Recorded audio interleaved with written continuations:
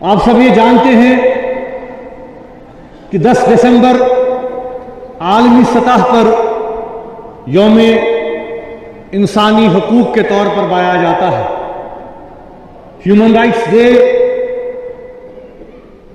हर जगह दुनिया के कोने कोने में इंसानी हकूक के अलमबरदार, इंसानी हकूक की हिफाजत की बात करते हैं और हर जगह इस हवाले से प्रोग्राम मुरतब किए जाते हैं।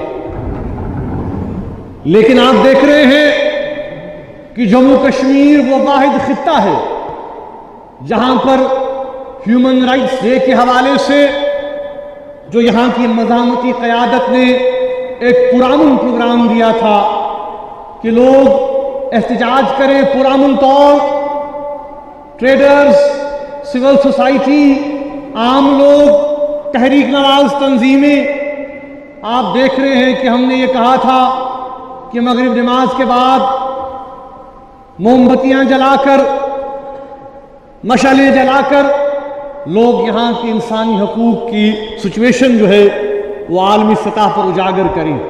जम्मू कश्मीर एक कॉन्फ्लिक्ट एरिया है, एक मुतनाज़ा एरिया है और इस सारे मामले के हवाले से हुकूमत की जो पॉलिसी है कि शायद वक्त गुजरने से जहां के आवाम खामोश हो जाएंगे, कभी सड़कें, कभी इलेक्शन, कभी पंचायत, कभी असेंबली, ये चीजें जम्मू कश्मीर के आवाम ने 47 से देखी है।